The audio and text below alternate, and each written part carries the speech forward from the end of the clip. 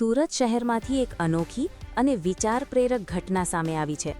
સુરતના એક વકીલે પોતાની લગ્ન કંકોત્રીને માત્ર આમંત્રણ પૂરતી સીમિત ન રાખતા તેમાં સમાજ માટે મહત્વનો સંદેશો ઉમેર્યો છે।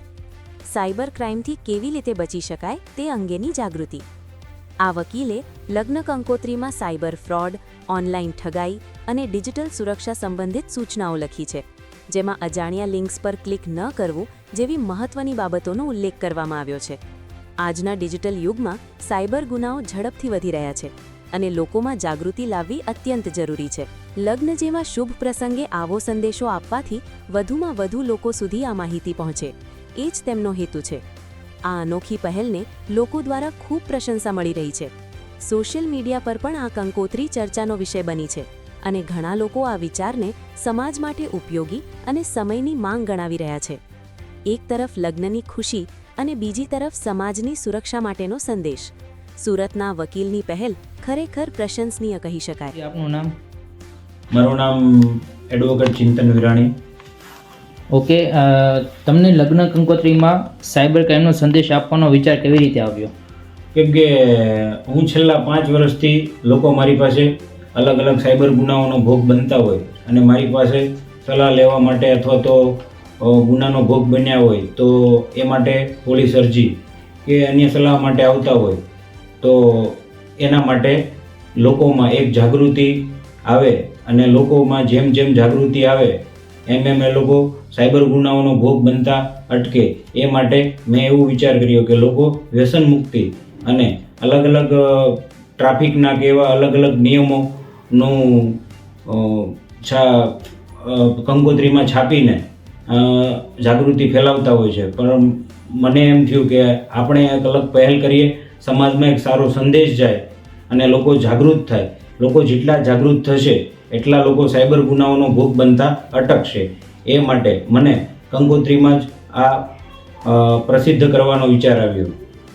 તમે લગ્ન કંકોત્રીમાં કયા કયા પ્રકારની સાયબર ચેતવણી આપી છે?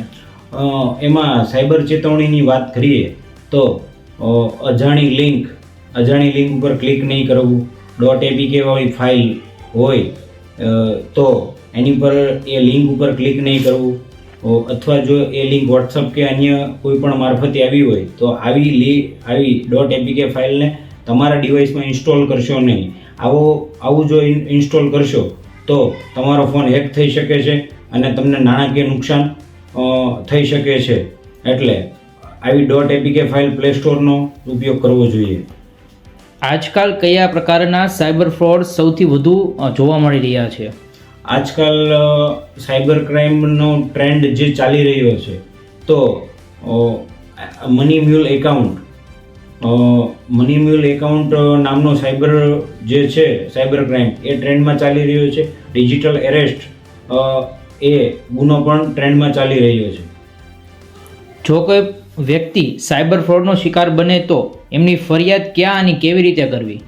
જો કોઈ પણ વ્યક્તિ સાયબર ગુનાઓનો ભોગ બને તો આ વ્યક્તિએ પહેલાં તો 1930 જે સાયબર હેલ્પલાઇન નંબર છે એની ઉપર કોલ કરી તમામ જે બનાવ છે એની હકીકત જણાવી અને એ માટેની ફરિયાદ ફડાવી અથવા તો નજીકના પોલીસ સ્ટેશનનો સંપર્ક કરી ફરિયાદ કરી શકે છે। શું તમને લાગે છે કે આવી રીતે જાગૃતિ આપવાથી લોકો પર અસર પડે છે? હા, લોકો જેમ જાગૃત થશે અને લોકોને જેમ જેમ સાયબર ગુનાઓ વિશે સમજ પડશે તેમ તેમ તે લોકો સાયબર ગુનાઓનો ભોગ બનતા અટકશે। તમે જે લગ્ન કંકોત્રીનો વિચાર કર્યો છે એમનો પ્રતિસાદ કેવો મળ્યો છે? આ લગ્ન કંકોત્રી જ્યારથી મારા સગા સંબંધીઓને મોકલી છે અને સામાજિક અગ્રણીઓ અમુક NGO સંસ્થાના વ્યક્તિઓને મોકલે છે તો એ લોકોનો પણ સારામાં સારો પ્રતિસાદ મળ્યો અને એ લોકોએ કીધું કે આ તમારો વિચાર છે એ સારામાં સારો છે અને આવી પહેલ અત્યાર સુધી કોઈ કરી નથી અને તમે આ પહેલ કરી છે તો સારામાં સારી પહેલ કરી છે અને તમને સારામાં સારું પરિણામ મળશે અને લોકો ભવિષ્યમાં આવા સાયબર ગુનાઓથી એ ભોગ બનતા અટકશે। દર્શકો માટે એક લાઇનમાં તમારો સૌથી મહત્વનો સંદેશ શું હશે?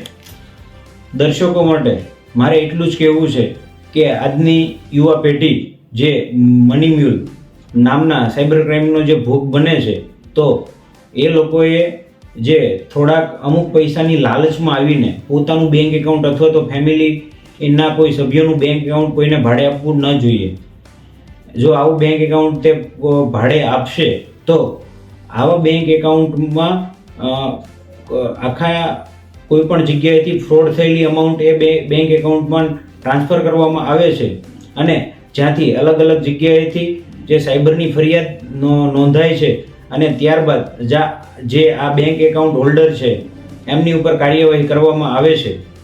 એટલે આજની યુવા પેઢીને એક જ સંદેશો છે, આવા મની મ્યુલ સાયબર ગુનાઓ છે તેનાથી દૂર રહેવું જોઈએ.